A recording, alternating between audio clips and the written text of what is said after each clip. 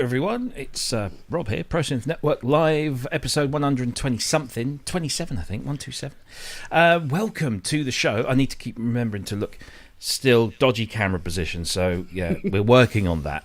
Welcome to the show. I hope you've had a great week since we last spoke to you. We've got a great guest for you today, more on that in just a moment, but of course we do like to get all the householdy stuff, things out of the way. So first of all, please do, as the kids do, like, comment, subscribe and share, and tell anyone that you think might be interested about us and get them involved. It'd be fantastic if you do. We are, of course, across all forms of social media, Twitter, Instagram, Facebook and YouTube. We are all there. Of course, the Facebook group is where you really want to be, because that's where we all are and we talk and we just generally have a nice time. If you want to help keep the show going, which would be nice, we rely heavily, almost entirely, on your donations. And if you want to, donate and you think we're doing a good job and you want to keep us going, then please do. You can do that in a number of ways. This is the first one. It's the PayPal link. It's just below there in the description as well.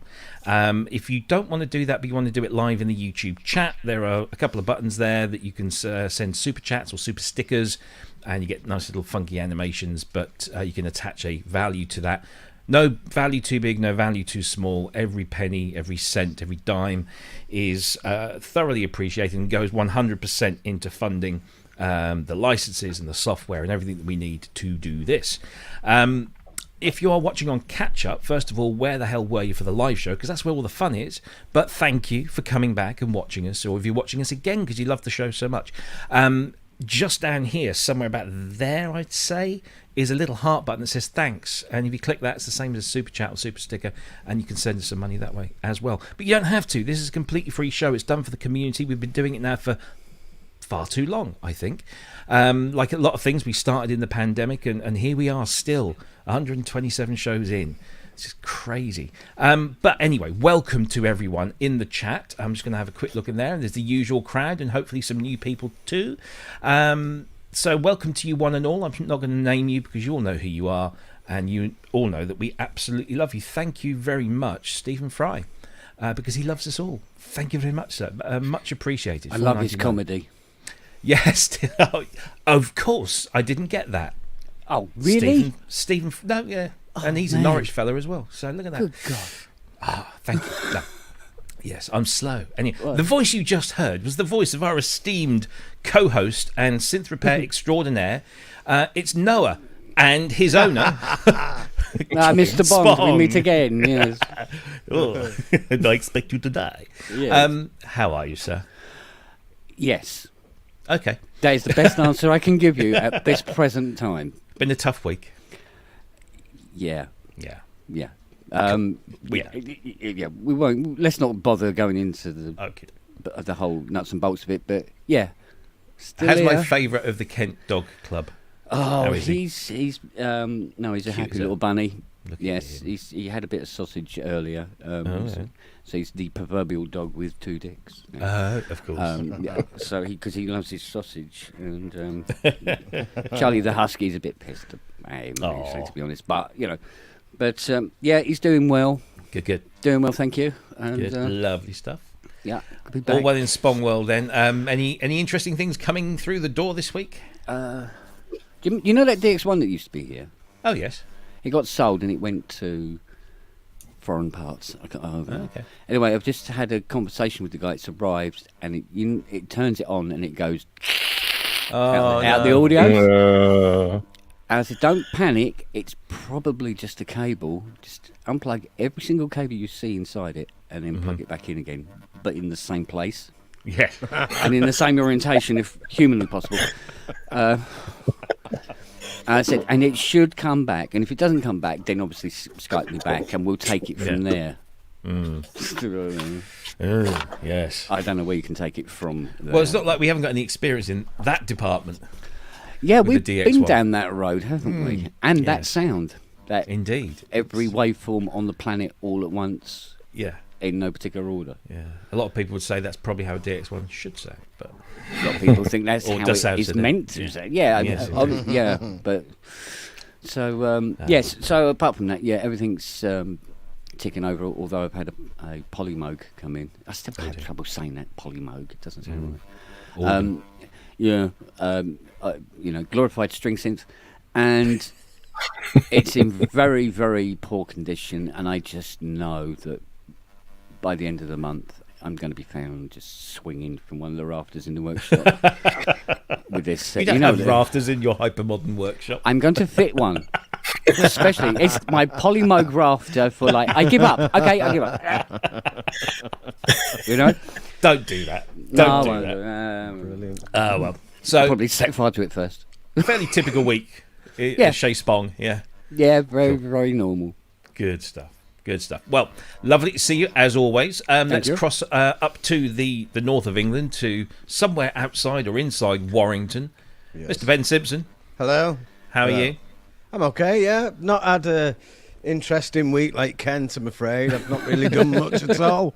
Did a little bit of practicing the other night, which was something that I never do, just... I've heard that, yeah. Yeah. You still sell tickets, though. But, when was the last time... I don't know about everybody else, but you tend to just get on your gear and do your thing, don't you?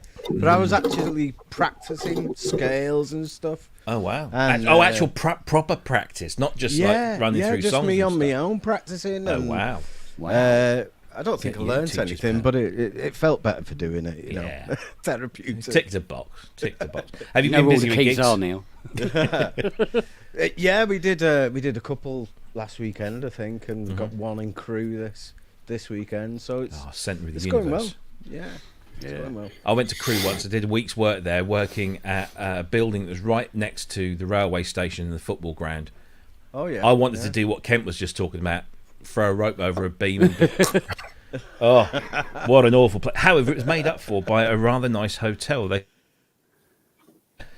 Went quiet there. They stuck me in this hotel that was very Art Deco, and it was the only kind of redeeming thing about it. And then I had to leave that lovely hotel and go and work in this big tower block that overlooked Crewe railway station and the football ground. But, yeah.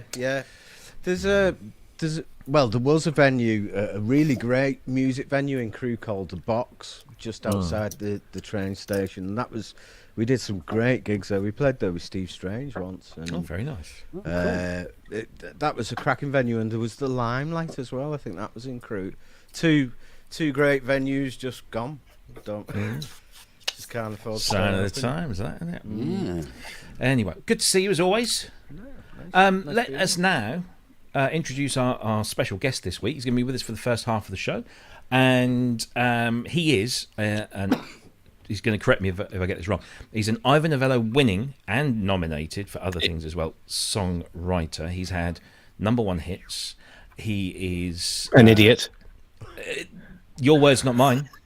He's a great synthesizer collector and user. Well, not so much a collector, but he's had a whole bunch of stuff go through his hands, certainly. And he's also leader of the band Frost, which I want to talk to him about as well. But of course, his name is the one and only Jem Godfrey. Welcome. Hello. Which doesn't fit on the envelope. What envelope? The one from the Inland Revenue? Yeah, where it says the one and only Jem Godfrey. The summons doesn't fit on the summons. Yeah. How are you? It's been a while. Oh, very good. This is episode 127, is it? Yeah.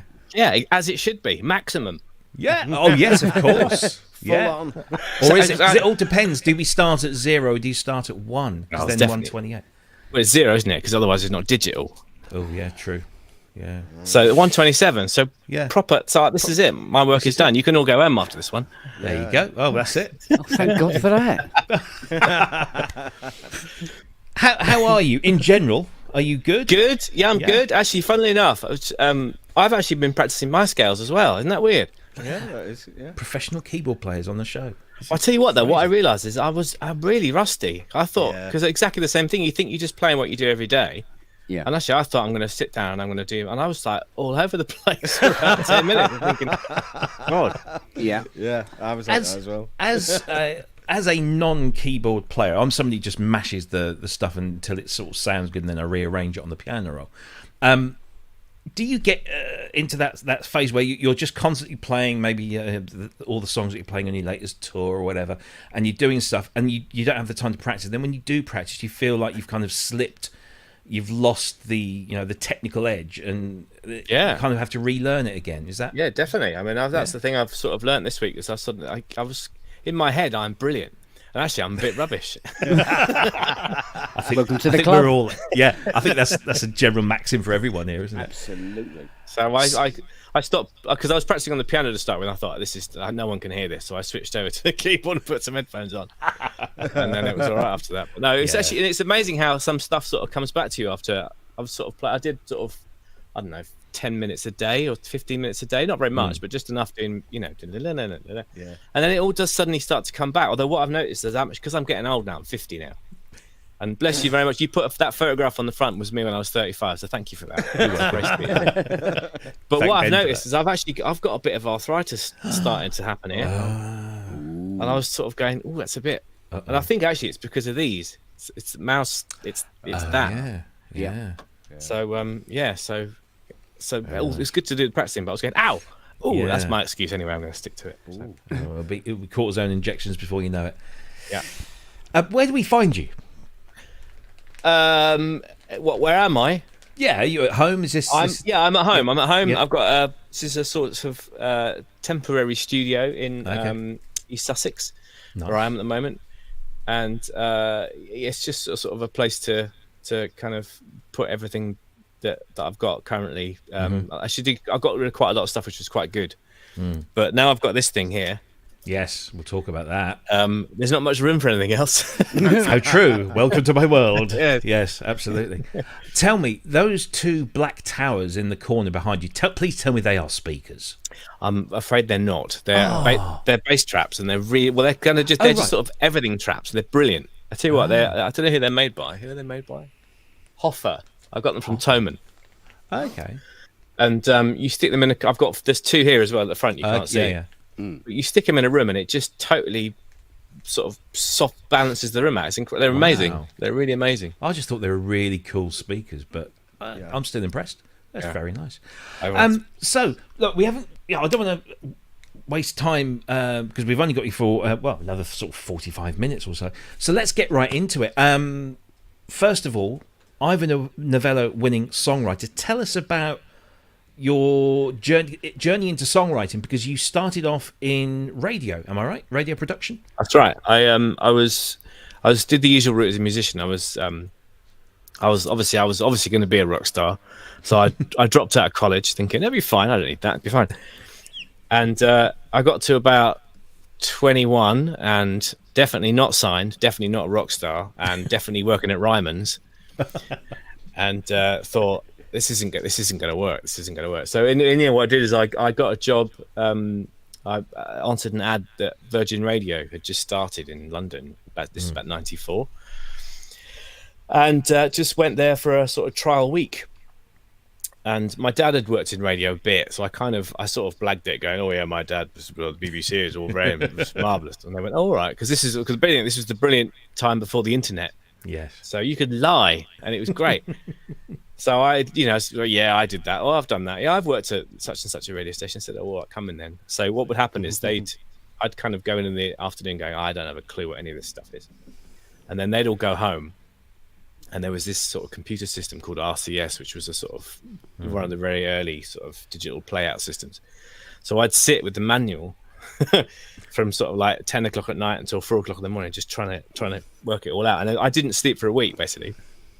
And then by the time I got to the Friday, I knew how to work some of this stuff, and I actually had done tape editing, because this was pre Pro Tools and stuff. So this was we had like an 8-track tape, so I could cut tape, which was handy. Okay. And then I sort of did this week and made a demo and did some stuff, and then right at the end there was me and some other guy, and in the end I got the job. Nice. So then I just had this sort of really mad 5-year crash course sort of time in radio, and I worked 7 days a week, 12, 14 hours a day, because it was just such a brilliant experience, because I was on my uppers. I had absolutely nothing going for me. I had no qualifications, and I thought, if I don't make this work, I'm stuffed. That's it. So I just basically did whatever it took, to make it work. So in the end, I did 2 years at Virgin, got up to sort of producing. Then I got headhunted by Radio 1, which is brilliant. Nice. and did 2 years there. And the good thing about that was, of course, Radio 1 was, so many, there'd be pop stars and musicians and producers and all kinds of people coming through just the building, talking to, the DJs and stuff. And a couple of DJs, Mark Goodyear, actually, it was, he said, you're musical. I said, well, yeah, I suppose, yeah. I practice my scales and everything. And he said, oh, well, there's a guy I work with who's doing some sort of bits and pieces for music. Perhaps you want to just come over at the weekend to his studio and just muck around with some, ideas. So I thought, say yes to everything. That's always been my motto. And then put the phone down and go, how am I going to do that? So it's kind of so I did that. So went down to this place in West Hampstead for a sort of a succession of weekends and stuff, and we just sort of started to build this music sort of catalogue up of bits and pieces. And then in the end, it sort of started to go quite well. So we were doing some remixes and radio edits and stuff. And so then it got to a point where I could actually jack in the radio stuff and start doing the music full time. Oh, wow, cool. And then we did, because obviously Mark Goodyear was very connected. And he was kind of looking after us in a sort of management role. So he said, there's an A&R guy at Innocent Records, a guy called Hugh Goldsmith. He's got this song that's half finished. Maybe you want to have a look at it. It's called Whole Again by Atomic Kitten. Mm-hmm. Who'd just been dropped at this point. So we went, yeah, all right, fine, all right. So it was a Monday morning. I was quite hungover. I remember that. And we sort of banged some chords out and sang some bits and did some backing vocals and did a gospel choir and chatted. And I remember saying to Bill, I said, it's never going to be a hit.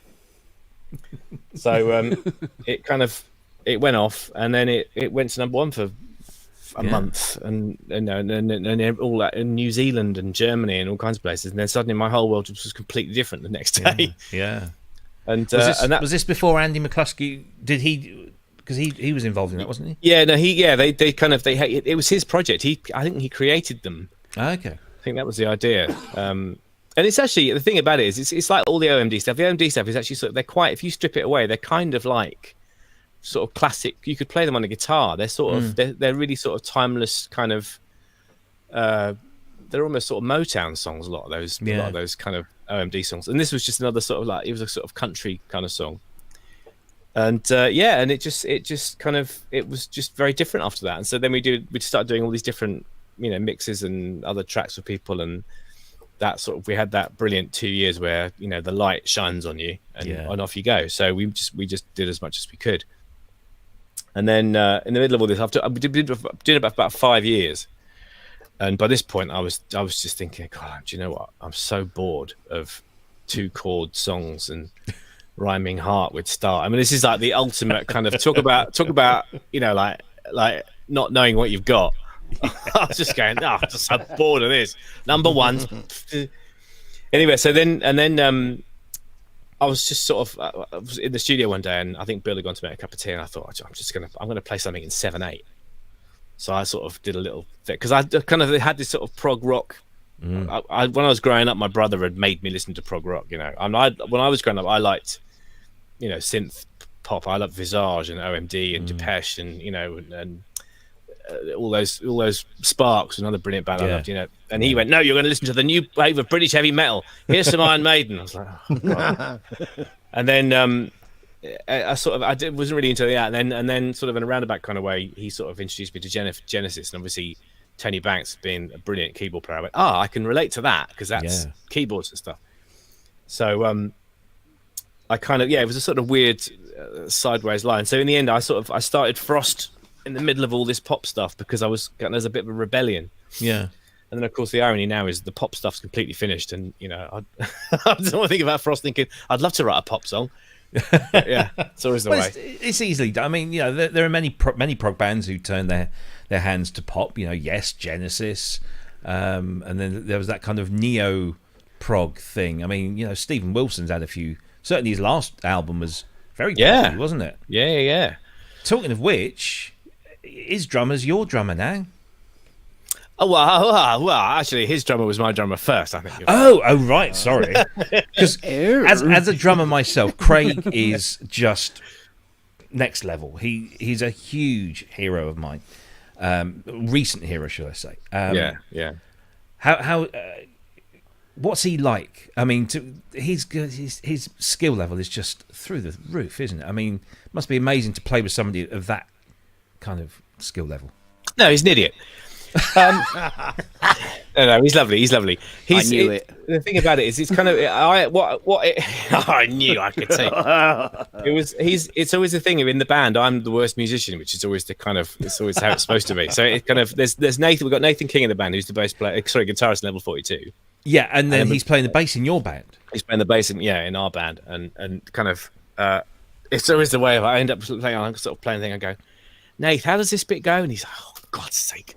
And he plays the keyboards brilliantly, and he plays the drums brilliantly, and he sings. Sick, doesn't it? Yeah. I know. Yeah. So no, they're all brilliant. I mean, Craig is kind of what Craig does.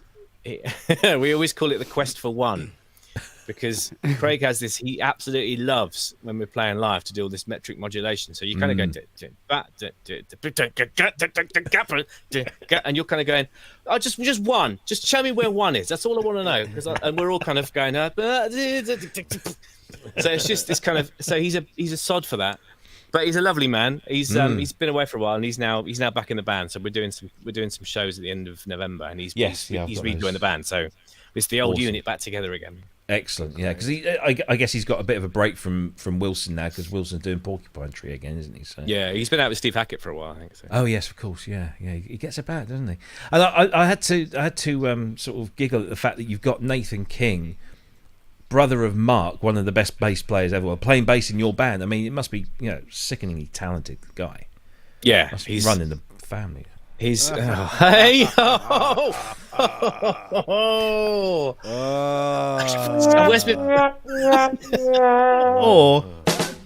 there you go.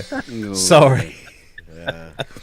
We actually did this. He's notoriously grumpy about that sort of thing. We did a gig on a boat on a sort of one of those big rock ferry things that go out of Tampa, out in Florida. Yes, yeah. We had to breakfast one morning, and there was this big urn of water, and it just says at the bottom, hot water. And of course, John, our guitarist, went, "Hey, Nate, hey." And I can't tell you what he said, but I could imagine. Yeah. So tell us a bit about Frost. What's the impetus? What's the mission statement of Frost? What do you like to do in that? Piss people off mainly. I think it's kind of it's sort of a prog. I was trying to think about the way to do it. I look at what everyone's doing, and I try and do the opposite of what everyone's doing. It's a general kind of as a general sort of rule. I mean, we were kind of. I mean, I hate the phrase disruptor, but I think we were a bit of a disruptor band to start with because and no one liked me because I'd just done pop as well. That was a brilliant thing. So you imagine me walking into progressive rock going, "Hi, anyway, enough about and just the vitriol was the online slagging was unbelievable, but we persevered. It's just a kind of it. Sometimes I listen to prog rock and sort of think there's nothing here that what I like. There's nothing kind of, and that sounds really arrogant, but what I mean is it's almost like you want to kind of hear. If you want to be challenged by something, because progressive rock, by the very nature of it, should progress. It should be kind of. That's one of the reasons why I really liked the Yes did an album in the '80s called 90125, which was kind of Trevor Horn arrived, and it was all brilliant. And that was for me. I was thinking that's progression. No, that's kind of that's interesting. So it was always to sort of try and have that kind of that mission statement of trying to move things on a bit and do something different and experiment and sometimes get things wrong, and we do occasionally get on the wrong side of people and they go don't do that again. We did a kind of it wasn't actually dubstep. What it was kind of complextro is what it was at the time. Was the genre name, but I just got I sort of said, I did a tweet saying, we're back in the studio, and some bloke went, no, all that dubstep shit. All right. Fair enough. So it's kind of we just try and well, also we have a laugh. We're trying to it's not, if you think about the music, it's so preposterous. You can't play this music and then do this. Yeah. Because you just look like an idiot. So it's kind of we have to kind of sort of go, I know, right? It's more of that sort of a way of doing it. So we're just trying to have fun and and songwriting. We're very we're all big fans of the Police and all big songwriters and big choruses. So we try and we try and get choruses into these songs and then play in 15/16 for 3 hours. Prog fans are notoriously quite set in their ways, aren't they? I couldn't possibly comment, Rob. No, they're not. They're not actually. Do you know what? I've actually found that they are actually very open-minded. I think there's sort of there are a few sort of factions of people that don't like things to be changed, but I think actually we kind of, one of the reasons why I think we've got like we've got a really fabulous, like, loving fan base, you know, and we have a really good relationship with them, because it is, you know, they are open. There's actually a lot more open-mindedness in prog, I think, than people think, you know. And it is, and but I think what happens is a lot of bands don't present that to the sort of fan base. But if you do something a bit different, I mean, we've found most of the time that the huge majority of people go, "This is great. I've not heard this before. You know, this is exciting." And I think it's kind of a misconception, really, that you know, prog fans are sort of, they drink half a bitter and go home and wear long coats and that's what. Yeah, exactly. So. No, it's good stuff. And you're out on tour in a couple of months. Yes, the Ireland Live UK tour. I'm glad you put that up because I couldn't remember any of the dates. Yeah, see, professional. There we are. Yeah, that's us. So, we're doing that. Wolverhampton, Edinburgh, Leeds, and Bath, and then Islington Assembly Hall in December, on the 1st of December. That's very correct. I'm right in the middle of pre-pro at the moment. Actually, lovely. it's been quite hard work, but it's all good fun. And that'll be the three of you plus Craig, yeah. Yep, that's right. Nice stuff. Tickets available there. If you just click that big button on the screen, and you can get to that at the Frost website, which is frost.life. And we'll put links to that. In actual fact, I think the links are already underneath there. That's very kind of you. Yeah, the new album Day and Age is out now. Also, click on that. You can go and buy it. So let's talk about because this is the Pro Synth Network. So let's talk about synths. Let's do that. I'm going to save what I'm going to talk about. I'm going to save that to just a little bit later. But tell us your history, because Ben, didn't we have a question from somebody asking about the obligatory first synth story? Yes, it was Ben from Musines asking the obligatory first synth story question. What was it, Mr. Godfrey? Well, I'll tell you what it was. I was about 13. One of my kidneys kind of failed. Ooh. So I had to go to the hospital to have it out, or most of it out. Wow. And so as I was in Charing Cross like this for 2 weeks going, you know, my dad was obviously, this is that terrible thing when kids sort of slightly take it. My dad was going, "Oh, you're going to be all right." I'm thinking, perhaps a synthesizer would aid. Well played, sir. Well played. He went, "Right, what do you want?" I went, DX100 would be nice. So bless his beautiful heart, he's not with us anymore, but he went to his bank manager and went, "My boy's really ill. Can I borrow some money?" And his bank manager went, "Go for it," which was a lovely thing to do. So I'm in hospital, and then this thing duly arrives, and I tell you what, it was like, I did get better very, very quickly, but I just sat there, and I sit there all through the night with my headphones on, just going, you know, trying to work out how and what better synthesis method to start with than 4-operator FM. Yeah. Nice, easy routine. Yeah, exactly right. So that was that was quite good because it wasn't scary after that, because, you know, if that's your first moment, and it was a brilliant little thing, and of course there's really sought after now, which is extraordinary. Yeah, I was looking at one on eBay just the other day, and it was like 350 quid. Yeah. I thought, wow. Which is about what it was new. Yeah, I saw one that was gone down to like 150, and then I noticed it got some broken bits and stuff like that. Because that's one of the ones I don't have. Is the 27 going for around the same price? Because weren't they identical, the 27? They were, yeah. Actually, then what happens, I had a 27, and I would MIDI them up and then detune one slightly, and you'd get this really brilliant chorus. Yeah. That was great. No, if you open up the 27 and the 100 and look at the main circuit boards, I'm sure Kent will probably attest to this. You've got DX27, DX100, and they just used a marker pen and crossed out. Yeah, that one's going in, that one. That was going. And that was DX27 was my first FM synth, and I was so disappointed because I thought I didn't really know much about it, and I thought this is going to sound like a DX7, and it didn't really. And I ended up just using it for solid bass, and that was it. Very useful. actually. Oh, go on, here we go. Yeah, yeah. Because you buy two, you have one in each hand, and you can pick up dog poo and put it in the bag with them. And because it's the same colour. Yeah. Yeah. Because it's got those knobbly bits on the end. It grips really well. It's very, very good. I highly recommend them. Welcome to the JJ Exilic Club of slagging off DX synthesizers. Thanks, guys. So yeah, DX100 was the first one, and what did that lead to? Where did the path take you? From there, I sold my bike, and I went down to the Brixton Exchange Mart with 125 quid, and I bought a Poly 800. Ah, Nice. And it was not improving. No, not at all. No. As a result, my career in music was very short-lived. No, that was kind of interesting because it was sort of it had that little sequencer in it, and for me that was like, this is it. I've arrived. I'm basically now Jan Hammer. So and it was kind of and what's brilliant about it is I've got one upstairs. I've got a Poly 102 upstairs actually, just for sentimental reasons. But it's all modded with all that distortion and all that circuit bit stuff. But it literally did one string sound and one organ sound, didn't it? Because that's all the oscillators could chuck out. And the envelopes weren't very fast, and it was kind of, and it was, I don't know, it was sort of, it had, because what I wanted ideally, this was my sort of dream, because Tenny Banks was my big hero. I wanted 3 keyboards. So imagine I'm playing a gig at the Derby Arms in East Sheen in London, and I've got my Poly 800 over here, and I've got my DX27, and I've got a DX100. None of them are velocity sensitive, so you can imagine the sensitive nuance that I was able to create with these 3 synths.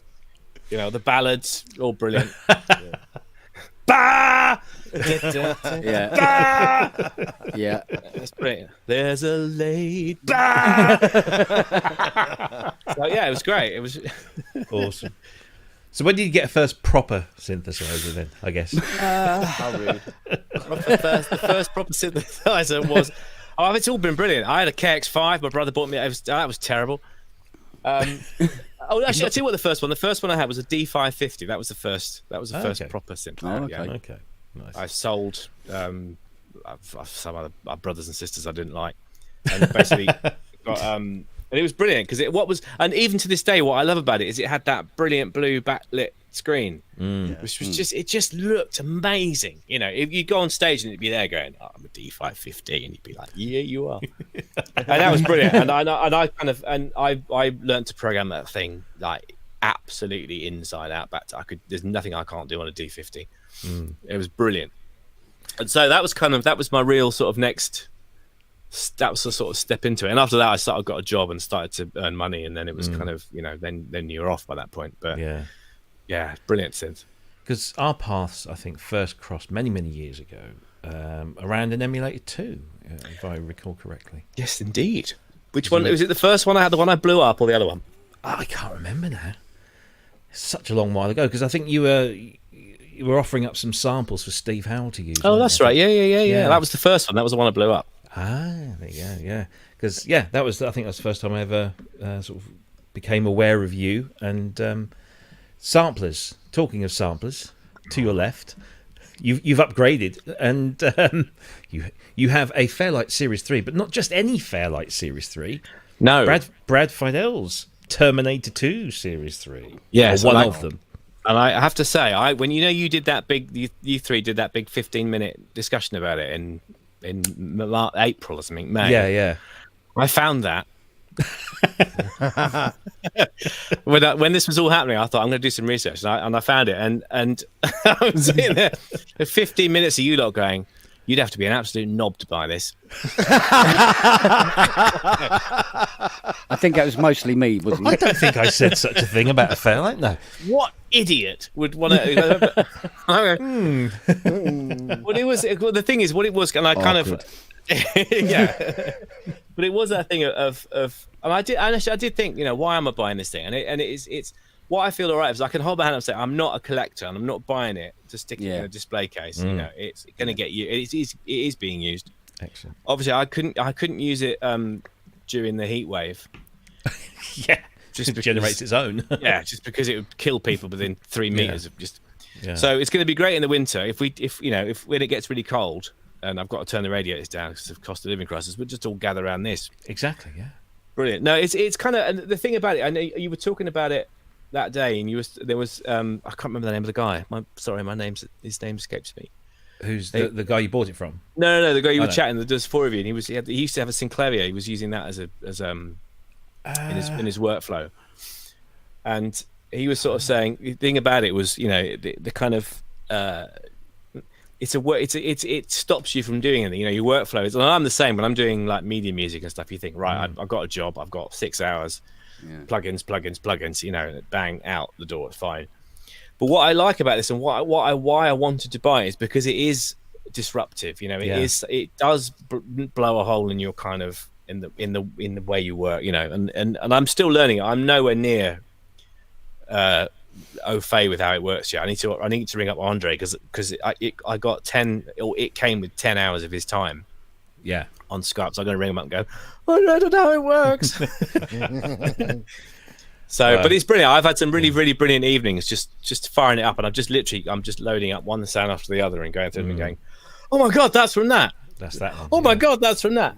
But it's going to be, and it's because we're doing the 5th Frost album we're going to start next year, and this is one of the reasons I bought it was because I want this to be a really integral part of that sound, because again, it's something that prog bands, this is a classic thing, it's all Mellotron. With prog band, it's got to be Mellotron choir, Mellotron strings. So I'm thinking, sod that, I'm going to Fairlight. It's still a playback device. It's adhering to the rules. So and because I've used I used to use the emulator 2 strings a lot on some Frost stuff, because again, it's playback strings, so it plays by the rules, but it's just not that sound, so again, this thing is going to be it's going to be all over that. I'm really looking forward to it. And it's white as well. It's white like the Mellotron was. So exactly right. Yeah, exactly right. And it's made of wood. Yes. Yeah. That's the one thing that surprised me when I first got my hands on one, was that blimey, it's this wooden case. It's certainly the Series 3 is better than the 2s, because the 2s were just horrible. Very thin bits of MDF. Yeah, not. When you think how much money they were charging for these, you think they'd make a better keyboard case. But literally all you've got inside, I don't know if you've opened the keyboard up, apart from the actual keyboard mechanisms, it's just a PCB like this and a few connectors on the back. It's a lot of air. And if you open up, obviously Andre will have cleaned that out, but I had Ian Stanley's here, and I can't tell you the stuff I found in that was lurking for decades. God, Lord Lucan. It was in there somewhere. So you talked about it being a disruptive instrument. That workflow does go out the window completely, doesn't it? Because there's no drag and drop, there's no copy and paste. No, exactly, and it's sort of, and it kind of it. I'm hoping it will promote a different kind of way of thinking about stuff. So I want to, and I'm in no massive hurry to get the album finished either, which is great. So it's literally kind of in that spirit. And my 2 of my favorite albums are, Peter Gabriel 4 is such a favorite album of mine, and those early Fairlight albums, and what was annoying about it was, and Andre would testify this, is we were having the conversation about this, and I was thinking it's going to be brilliant. No one's heard of the Fairlight. It's going to be like really left field, and then obviously Kate Bush happened. Yes, tell me about it. So but it's been, as I say, it's been, and what was amazing about it is it's built like a tank, as you know, Rob. Yeah. But getting it from Sacramento to East Sussex took a month for a start, because it came in, well, you know how big they are. It came in three boxes, 2 of these sort of, I don't know what you call them. They're basically like 5 foot across, massive. They look like military cases, these things. And I think, and they weigh. I mean, I could barely lift the mainframe on my own. It's that heavy. Oh yeah. And and it's in this box, and it all came with all the peripherals and stuff. And basically, what it was I think every time it got to a customs point, they'd all go, right, is it ticking? What's going on? Is it kind of? So it took a really long time to get through all these customs places, because it just looks so suspicious. Yeah. What is it? Oh, it's an old computer. Is it? No, it really is. So it kind of, and it arrived, and it got it got. I mean, there was the other thing is I was trying to track it across these DHL tracking points, and then it was in 3 bits, and then it got split up, and then one bit went to London, and one bit was in Ohio, and then some other bit went to Frankfurt, and I'm going, oh my god, it's I'm never going to see it again. And then it all arrived, and then what happened was it said it'd been impounded at Gatwick or something. So I thought I'm going to have a bath because I've got, because it said I thought it was going to arrive that day. I said I'm going to have a quick bath upstairs. And I came out of the bath. There was a text saying, "We tried to deliver your package." I went, oh my god! So I rang out the block. I went, "Mate, please, I beg you, please, will you come back?" And he went, "Oh, sorry, mate. No, I'm halfway down to Crawley now. I can't." I said, "Please, because it was Friday as well." Yeah. So I said, "It's really, So I said, "You went, oh, sorry, mate." I said, "All right, fair enough." So I put the phone down, and I just sat there in the kitchen, and I nearly cried because I just thought it's taken a month, and I was here and I missed it. And then about 10 minutes later, I heard, "No way!" And at the driver he said, "I'd only had to get it out of the depot, so you might." And I can't lift it, so you might as well have it. And I was like, "Oh god!" I was like, "Oh, thank you so much." Brilliant. So and it was, and it arrived, and it had such a kicking in transit, such a kicking. The case when Andre bought it. It was completely, it was new, and by the time it arrived it was like this. But what was amazing about it, I got it all out, reseated the cards, fired it up, and it worked. It's worked flawlessly. And that's just a testament to how well they were built. But I love it. The monitor went for a bit, and they didn't. Lost the original monitor. That was in bits. But actually, this is space saving. This is better. So yes, absolutely, I love it. Good. So I'm happy to sort of close the circle and say it was me. Yeah, and it's brilliant. And you were the nut of the board. I was the nut of the board. Exactly. I mean, I've known Andre and his work for a long while, and he does an excellent job. And you couldn't have bought it from a better person, either him or my colleague Peter in Australia. So the thing was, I wish I'd known, because I've got a System 3 here, or a Series 3 here, that is maxed out and in nearly immaculate condition, all fully flight case. I could have just shoved it in the van, and you could have it next day. Don't say that. But as you said, since Kate Bush has had this resurgence, and of course everyone's talking about running up that hill and how it was made, the inquiries have shot through the roof. Have they? That's good. But then when you tell people, it's good. But when you tell people, well, it's going to cost you this much, they're like, I think I'll just stick with the plug-in. Because they are a significant investment, but they are worth it, I think. I'm going to sound like an old fart here, but and I do have the plug-in, and I do have the phone. I've got all the apps. I've got but there is something. It's something about the physicality of the machine. And I know they're just samples, and that I could sample into Pro Tools and have all the same things. But there's something about the kind of the mechanism of turning it on, having the green screen, looking at the sounds, picking them up, and actually playing them on this. It kind of psychologically does a thing that kind of. I don't know. It just makes it really enjoyable, in a kind of way that it makes you really appreciate the machine, the history of the machine, how much of a game changer it's been, and how these sounds are still actually perfectly usable. Yeah, absolutely. So I don't know. It's kind of, and it was always one. I never in a billion years ever thought I'd own one, and it was just one of those things where I was looking randomly on eBay. I think was it Revo or something. Revo, I think, put those on. And I just had that thought and just thought, I'm going to be dead in 30 years. I'm 50. Yeah. Why not? Why not? Got to live. Now, you're right when you talk about the sound. I mean, before I laid my hands on one, however many years ago it was, I was thinking, you stick a plug-in through a decent set of converters or whatever, and it's going to sound great. But there is that Fairlight. It has a quality. Yeah. Even whether it's the Series 2s, the Series 1s, or the Series 3s, those converters and just the combination of all of those bits gives it something. And the Series 3 itself is, the bottom end on it is incredible. Yeah. You just don't, you cannot. I know I've had conversations with people say, "Oh, you'd say that, I'll stick." No, seriously, get in a room with one and play it, and there'll be no more arguments. It just really is something very special about it.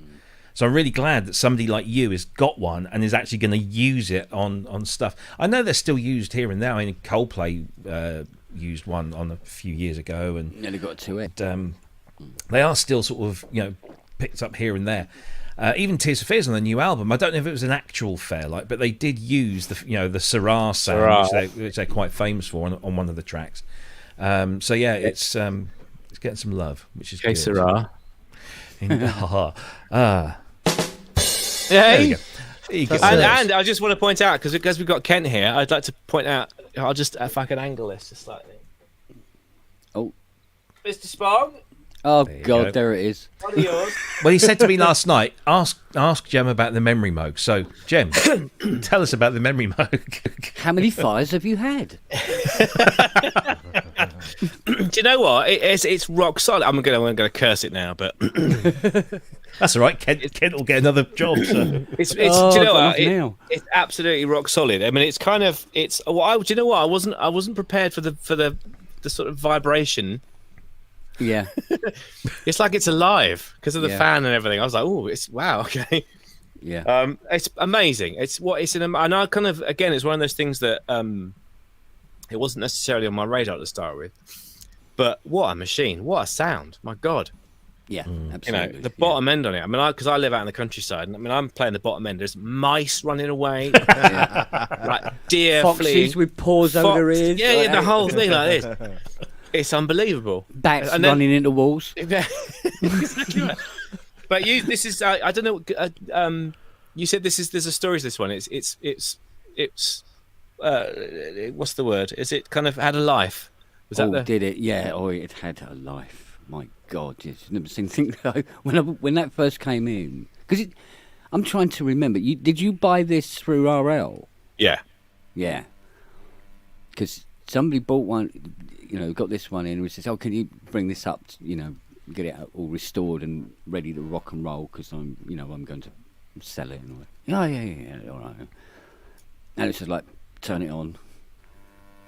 No, nothing. Okay. No. Fiddle, turn it on. Smoke. It's like, And so the power supply's rebuilt. The front panel's been rebuilt. All the voice cards been rebuilt. The DMUX, the common analog. The digital board, it had new processor, new EPROMs, RAM. Oh, you name it. Yeah. So what you actually got, what you actually got was technically a brand new memory Moog. Yeah. Well, I mean, as I say, it hasn't dropped a beat. It's absolutely just turn it on. It's like, yes, sir, let's go for it. Unlike the Quadra I had. Oh, mate, the Quadra. You never quite knew. I turn it on, going, oh. Christ. Yeah. And then one morning I had a stroke, and that was it. And then it was all microtonal for about an hour. And then it went, oh, I had a weird dream. What do you want to do? Yeah. And you go, hang on a minute. There you go. Oh, hang on a minute. Where did I put my patches? They're here somewhere. They're on fire, aren't they? Yeah. No, it was. But the thing about it was, they look amazing. But it was. Yeah. I literally would walk towards it. That's why I had to get rid of it in the end, because it wasn't good for my mental health. Just because it was kind of, I loved it, but it would just be a different synth every time, Yeah. So, yeah. But this thing, absolutely. Fair play, sir. It's a work of art. He does good work, doesn't he? Get rid of because on the voice cards they've got these resistor packs. So when people check them and they go, "Oh yeah, they're working." Yeah, they are, but they've lost their tolerance over 40 years, and you have to desolder them, flick them out the window, and just replace with brand new, 1% tolerance resistors. So when it auto-tunes, the voltage that it sends to the VCOs from the computer to say, oh, that's a C, is actually a bleeding C. Yeah. So because if you're losing millivolts coming back to the cards, and they go, you go, right, I pushed auto-tune, but yet it sounds like an accordion that's been run over by a truck. Kind of effect, you know what I mean? Sample that, I got a Fairlight. Yeah, well, there you go. But you know what's going to happen when you use that Fairlight with a band. Somebody, at least one person in the band, is going to go, "You could play Mellotron samples on this." It's exactly right. Isn't that why Jeff Downs when JJ was programming for Jeff? The idea originally wasn't it that he thought we could just sample all the keyboards into the Fairlight? It'd be brilliant. Yeah. It didn't quite go that way. No, it never does. No. And the other thing I've noticed, I don't know whether you can, I can't show you this, but the pitch mod wheel on this is identical to that. Yep. That's amazing. And also Smoked. the numerical keypad at the top of the fairlight here is also kind of a direct sort of the same as that there. So there must have been a bit of a kind of inspiration thing going on. Yeah, but it's 20 quid for the memory Moog one, and it's 75 quid for the fairlight one. Is it? Yeah. I don't charge 75 quid. I know you don't. I'm talking generally. Yeah. That is it. I noticed that there's those the Series 3 was the first one to have a pitch bend, because the Series 2s and the Series 1s just had 3 faders and 3 buttons. And no matter how much they told them we need pitch bend wheels, they refused to do it until eventually somebody sort of won through in 1985 and they put them in eventually. Yeah. But whether they got them from the same factory or what, or whether it was just a coincidence, but yeah, there is a big similarity there. It was selling off a job lot, basically. Yeah, looks like it. When was the memory Moog made, Kent? Was it 80? Was it 80? 81? 81, yeah. So maybe it was like a job lot of old bits. You never know. Yeah, there could be the factory was just kicking out hundreds of them. I will ask the people. I know the people. I know the project manager for the Series 3. So ask the people. I will ask the people. I'll find out. Interesting stuff. Ben, you've been sat there not saying much. Sorry, Ben. Any questions? No, Sorry, I was Ben. enjoying the tales. Yeah. Wake up. No, Do we have any questions from our audience? John Lawson asks, we talked about prog and snobbery. Where do you draw the line of real kit versus emulators, for instance, on tour? That's a very good question. I am all in favour of emulators on tour because you just want to eradicate any you want to shorten the odds of anything going wrong, basically. Like, for example, back here, this is the live rig in development I've got for the tour. Yeah, okay. And this is what it's the studio's normally tidier than this. It's a complete mess. But I've got as a Juno X over there. Mm-hmm. And do you know what? That is a brilliant synth. Yeah, because I'd go with one. it just takes care of everything. I mean, and the programming, because it's all got there's a plugin, there's an editor.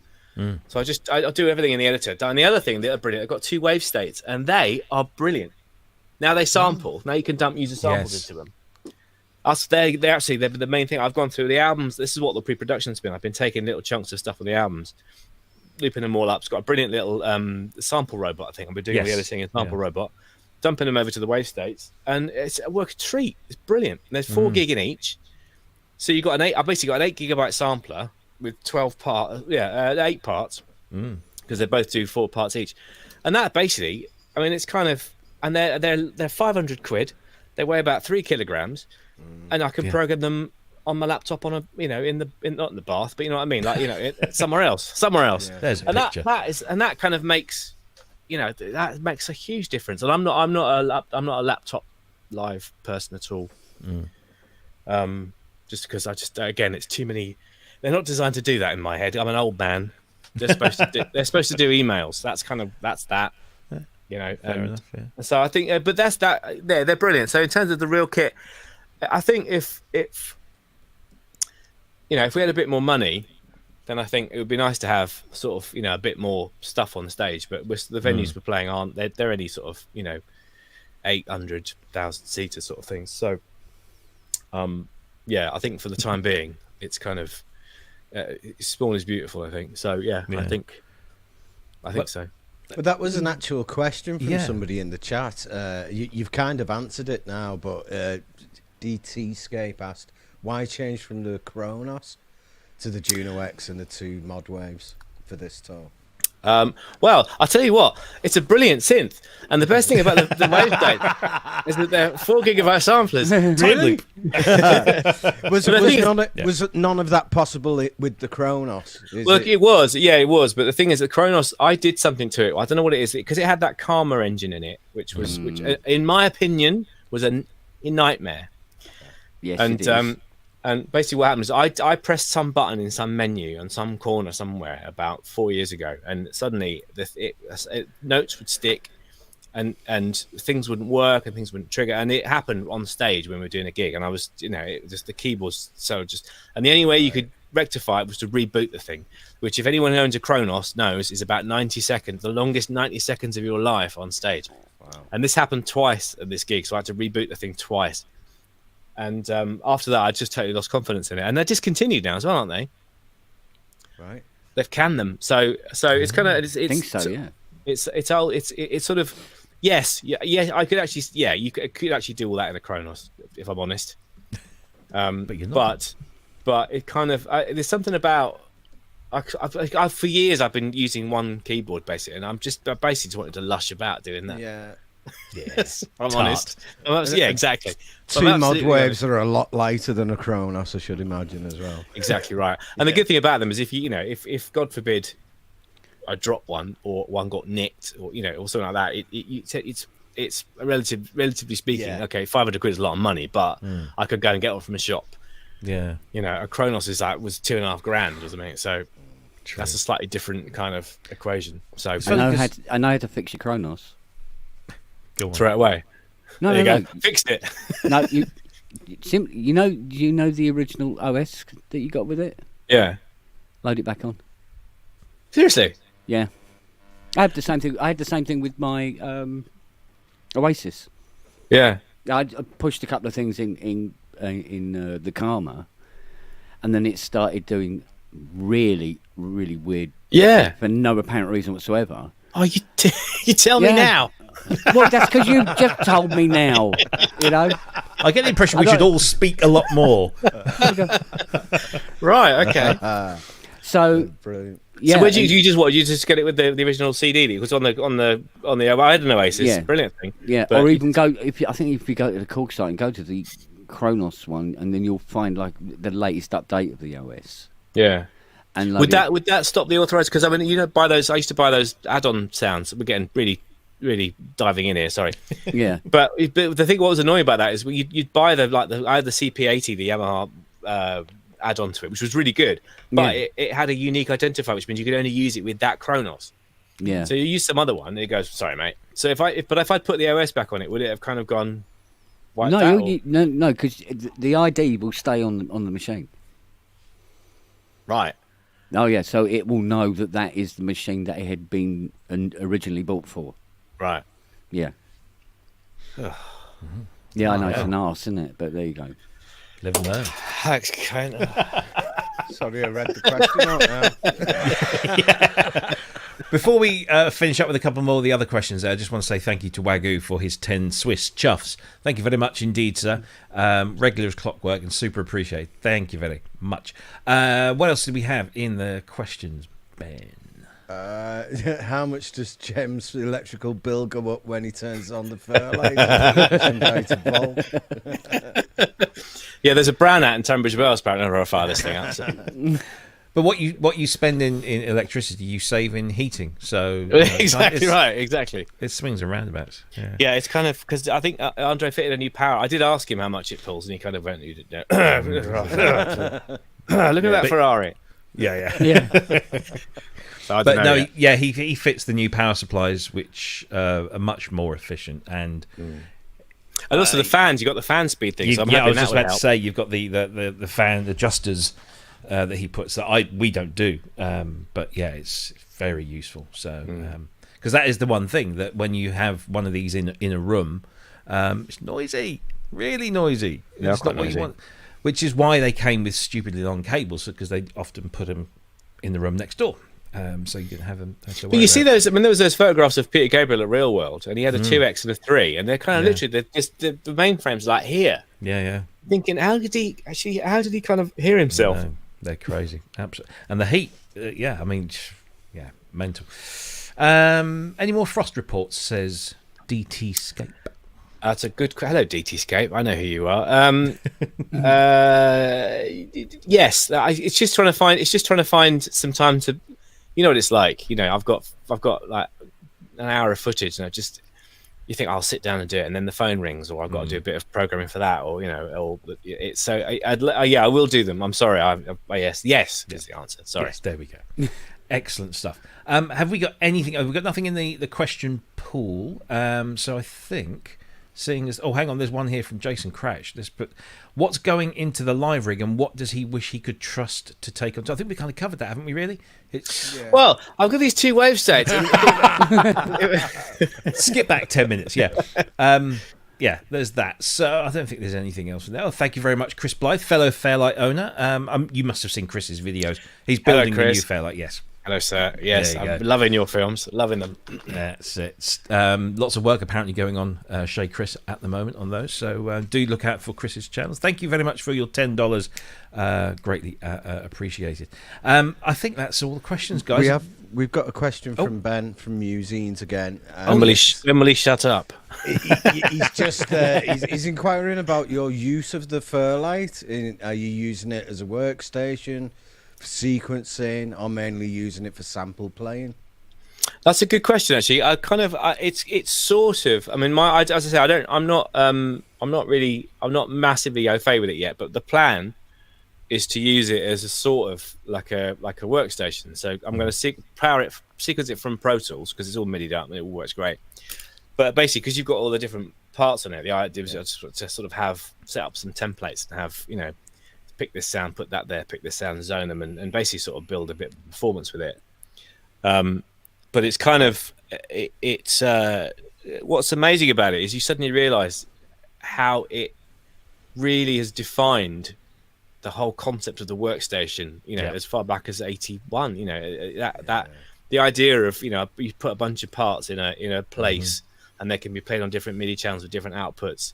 That's basically, an M1 and, everything else that came 5 years later. And it's amazing how that concept is actually, we've all sort of used a Fairlight if you've ever had a workstation, which is kind of mad, really.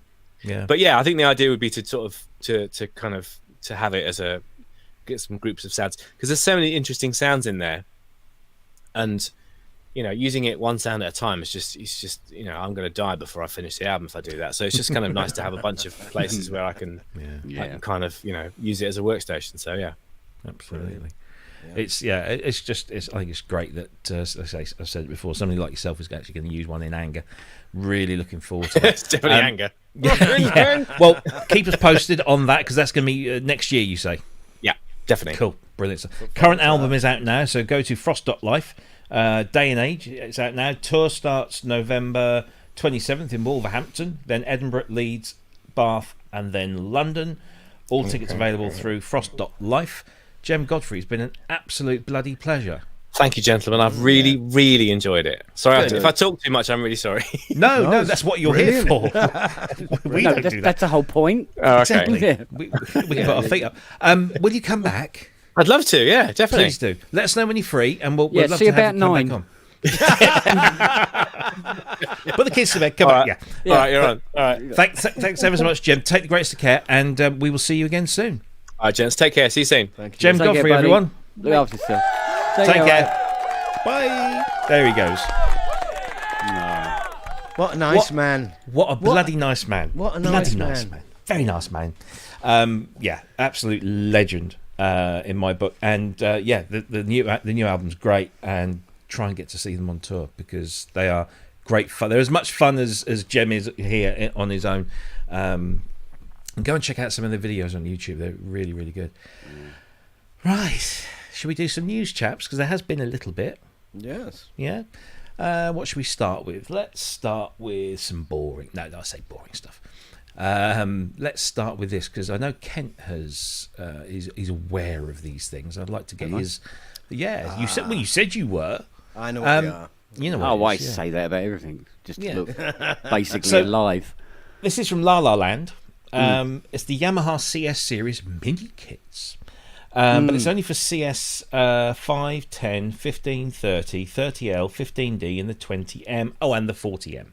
So it's quite a range. Obviously, Kent, you fit MIDI kits, don't you, to CS80s on request? I do, yes. So is this different, or is this just what are your thoughts on this?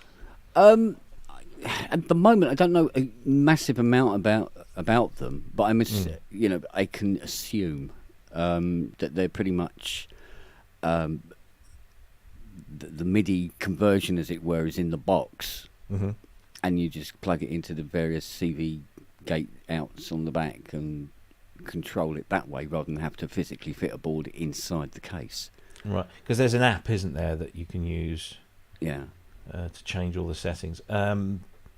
Kits are going to be available soon, but I just thought, it's nice to see some old synths getting some modern love and bringing into... because a lot of MIDI kits will cover the,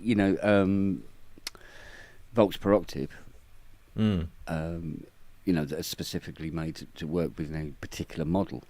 But the hertz per octave ones are a little bit thin on the ground and have been in the past anyway. So you normally have to rely on like a Kenton kit or something of that nature.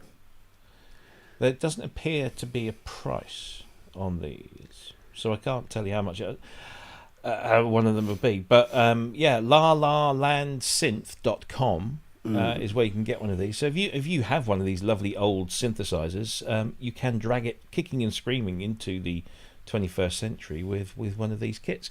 I just thought it was interesting that you got this new this kit, and then there's an app and a plug-in that you can use to mess around with the the features directly there. Well, I mean, if you can do things like do a proper MIDI clock sync to the sequencer in the CS30, for instance, that'd be damn useful.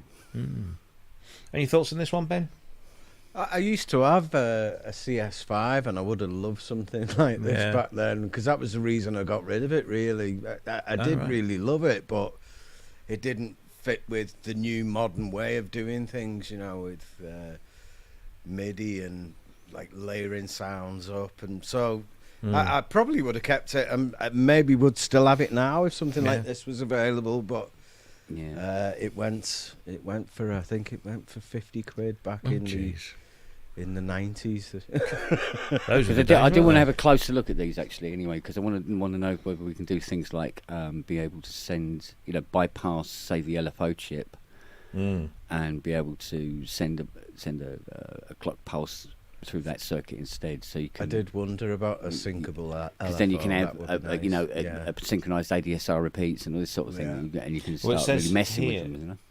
Clock sync means that the envelope will follow your DAW's playhead and sync up to play position. Wow. So it looks like it's okay. That's great.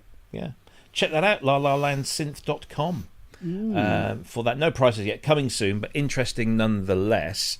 Let's see. Well, we might as well get Modal out of the way, because Modal have been busy bees these past few days. They have. Yes. So first up is let's do this. Let's bring this on the screen. You think I've had this already? I get talking and I forget. I should actually call the next screen up, so I'm ready to go when we stop talking about that thing. Filton is the new filter from Modal. It's a Eurorack dual analog transistor ladder filter.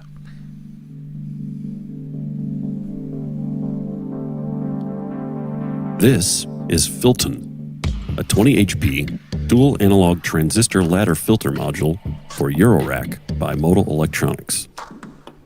With its true analog design, Filton injects rich and warm sound character into your Eurorack modular system.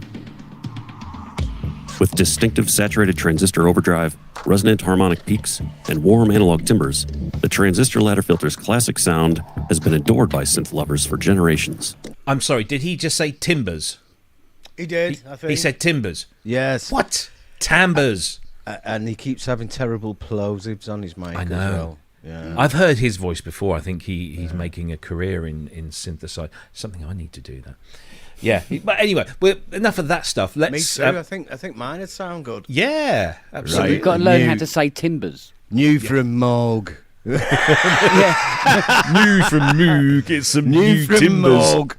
It's coming out. It's a synth. Did you see Michelle's new desk plate, by the way? Yeah. It says Moog as in Vogue. Yeah. I'm not letting it go. I'm sorry. Yeah, anyway, back to the case in point here. The Modal Filton is this new Eurorack module that they are launching, and it's going to be done in a limited number because they're doing it via a Kickstarter campaign. So that you will not be able to buy this through their regular channel. So you won't be able to buy this through a retailer or anything. The only way you can buy this is through the Kickstarter, which I'll put on screen in just a moment. So it is the sound of an analog 4-pole transistor ladder filter, and I believe it's inspired by the one that comes from, or it has something connected to the 002 or the 002 or whatever you want to call it. It's Eurorack, so literally I don't care, but it looks quite nice, and I'm sure it sounds lovely, and it's a nice, interesting new thing for them, because in the last few years they've been focusing on the Argon and the Cobalts, and now they're branching into Eurorack. So I think that's quite nice. It is interesting. Yeah. They originally wanted to split those the 002 synth up into Eurorack modules, didn't they? And they did make them, but they never made it to market. And this is they've had loads of requests about the filter unit. People have wanted that in the Eurorack form, and they've kind of done that, but they've also edged the bets a little bit, because we've made 2 filters, so it's slightly different, but we're not going to properly release it. We're gonna do this like limited number run. So, but isn't that the way they did Craft Synth and Is it? Sculpt? It was all that was initially done. Yeah. I might be wrong, but I thought that was initially done through Kickstarter and something like that. Yeah, it the idea of having like a few modal modules is really good. It's like like the sound and that. I'd probably be interested in making a Eurorack just of modal stuff if it was available. Yeah, absolutely. I wonder if this is a way of hedging your bets. Come up with something, you're not sure how many you're going to sell, and you need to get some funding up front. So let's do it as a Kickstarter campaign. And if we get like massively oversubscribed, then maybe we will look at doing a proper commercial release through the usual places. I don't know. Maybe Maybe Philip can let us know. Well, I think it's probably a very sensible way of doing it, actually, based on the climate. Yes. When if you've got people going, is my electricity bill going to be $5,000 in January? Let's not invest too much just in case everything dries up. It doesn't matter how good the product is. So you sort of like play it gently. We've lost a couple of smaller companies, haven't we? Yeah, exactly. Yeah, and they've got to watch their P's and Q's now. Indeed. Well, I mean, it's only been live for 2 or 3 days now. Almost up to 16 grand of a 50 grand goal. In fact, did that number just go up live on air? Yeah, it did. Yeah, 51 back. Mate, did we just generate some business? I don't know. It's going up again. Look at that! Oh, it's live on the screen. Look at that. Yeah. Oh. Let's just sit here all night and watch this. I'll keep putting money into it. Go on. Yeah. Bing, bing, bing. Yeah, you do it, Ben. You do it. Yeah. Well. That's it. So yeah, now they've got 15,900. Really are there? Was there 52 backers? 27 days to go. So what does it cost? Well, here's the kicker for the Kickstarter. So here we are. $299 is the price. Of course, you can pledge more if you feel you want to. So that will get you a single filter module. Estimated delivery around December 2022. You can buy 2 together for a slightly reduced price of $575, or you can buy 3 for $825. Would you want to buy 3? I don't know. Maybe you would. You can also support the pledge campaign by buying, Filton T-shirts, retro and black and all sorts. So you can just do that whole pledge. Does anybody ever pledge without a reward? I don't. I think you want a reward, don't you? At least give me a flipping T-shirt. I just wish it was called Fenton. Well, no, Fenton. That's the first thing I thought of, was that classic video of the dogs and what new module you got? Fenton! Oh, God, bloody hell, Fenton! Yeah. So, yeah, there you go. A Eurorack filter from Modal Electronics, so you know it's going to be good. In a 20 HP module. Go and pledge now. Go on. Let's see. Is it going to go over 16 grand while we're here? Go on. No. We haven't got much time, so... We'll come back to that one. We'll see if it's gone up from where... Oh, no! There we go. Somebody's done it. There we go. God, they're so easily pleased, don't they? Really? But it's like waiting for a shooting star, isn't it? And then you turn away and... Anyway. So hopefully we might have generated some extra sales there. But if not, if you're interested, go into the Kickstarter campaign. You've got plenty of time at the moment. So there you go. Right. Interesting, that, yeah. But Modal haven't been resting on their laurels because they've been doing some other stuff. And that other stuff includes a new OS version 3 for their wonderful ARGON8 synthesizer, along with a new factory bank of sounds that exploits the new features therein. So this is ARGON8 version 3 firmware. It adds a whole raft of stuff. I won't go through the video because it's a little long. But let's bring it down to the list. So we've got 15 new effects. There's new reverbs, phasers, choruses, unisonizers. That's not even a word, is it? Compressor, 3-band EQ, mono drives with hard and soft clip, rectify and fold, stereo drives with the same, and a utility. 4 new filter types: ladder hybrid, ladder phaser, and a sailing key. A vintage parameter, which seems to be the thing, that lots of people are putting in now. There's vintagizers. Yeah. Because I'm using the unisonizers thing there.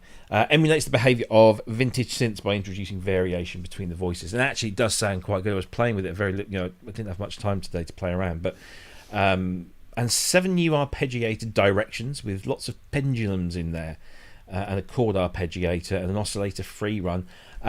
They've improved the internal gain staging for increased output, improved the screens, a lot of the screen pages, audio in sound quality's been improved. They fixed a whole bunch of things, and it's a completely free update for all ARGON8 users via the Modal app, which has had an update as well. So go and update your Modal app, then plug your ARGON8 in, turn it on, do the update. Go and download the patches. There's 100 patches that you can then stick in and play around. There's some really, really good. So I was late to the ARGON8, but it really is turning into an amazing synthesizer. Have you updated yours? Have you even turned yours on, Kent? To be honest with you, you know what I'm like, but I imagine I'm with the 65% of other people who have downloaded version 3 but not actually put it on yet. But are quite excited about it from just watching the videos. I mean, there was a couple of patches when they were going through some of the, some of the patches available. I'm going, yeah, ooh, yeah, ooh, so yeah. So what I was really, really pissed about is I didn't know they did a full keyboard version. Yes. Otherwise, they did that with that and the cobalt. They launched the 37 notes, and then shortly after did the 61 and the desktop. Yeah, I would have rather had a 61. I'm kind of glad that I've got the smaller one because it fits on my desk. It means I can actually have a synthesizer on my desk to play around with, and it's a really nice keyboard as well, and it doesn't take up a huge amount of space. But yeah, I prefer. I actually, when I was watching the trailer for this and I saw him playing the 61, I thought, I would kind of like that. Yeah, but I'm not complaining. No. It was just like, I didn't know they did a five-octave one. Yeah, probably wouldn't have been able to afford it anyway. Well, I've not got one, but some of the sounds in the demo, they were really, really nice. Yeah, it sounded really kind of lush. Yeah, expensive, and it's very tempting. it really. I fell in love with the ARGON8 when I was hearing it do things PPG-esque. Yeah, because I'm a big sucker for that sound. But then it really just goes way beyond that. It really does. It is a very nice. That and the Cobalt. I mean, if you had £1,000 to spend on synthesizers, give or take. Yeah. If you got those two, you'd be covered. I mean, the Cobalt's an incredible machine. I'm hoping for something very similar. I think this was really always going to be the whole point of these, model digital synthesizers, where you buy them and they can be anything. Yeah. Once, you'll be able to have this filter, you'll be able to do this, you'll be able to blah blah blah and all the rest because everything is software driven, and it's like. Yeah, I mean, what the ARGON8 is going to be after I put the patch on, compared to what it was when I bought it, it's like getting a new keyboard. It's literally like Modal going, here, you have a new keyboard. Yeah. Because at one time of day, that would have been a new keyboard coming out. Yes. wouldn't it? Yeah, And you'd have that's to buy what it again. I was gonna say. Yeah. Roland did that quite a lot of times, didn't they? Where Yeah. they'd release an update and you'd have to buy the update and Yeah. install it via Yeah. cards and have version 2 so it give you hard disk recording or whatever. Yeah, It's- or you just get a whole new piece of hardware come out that you have to buy if you want Yeah. this particular Yeah. kind of sound. I think it's really commendable the way that they're releasing this stuff at no additional charge, you know, and you're Yeah. getting a lot more than what you originally got. Yeah. You know, and you could easily charge 50 quid for that, easily, but they don't, and it Yeah. good on them. You know? Absolutely. And I agree with what Manny says here in the chat, that modal builds are why he gives Korg no slack on their triplet builds. And Jem was saying that the wave states on the mod waves, they're nice and they're light and what have you, but they don't inspire a huge amount of confidence. And I forgot to ask him about. I mean, he did say that if he drops one and breaks one, it's not a huge amount of money to go out and buy another one. But you don't really want to drop it and have it break. Whereas I think if you drop the ARGON8, what you dropped it on would break first.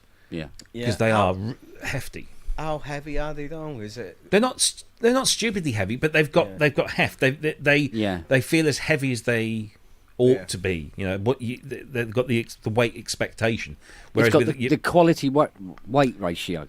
Yes, exactly. When you pick something up and you go, oh yeah, as opposed to like, oh, it's metal casing, metal top there is nice, and then bamboo, pressed bamboo end cheeks. So it's it's environmentally friendly too, and it just sounds incredible.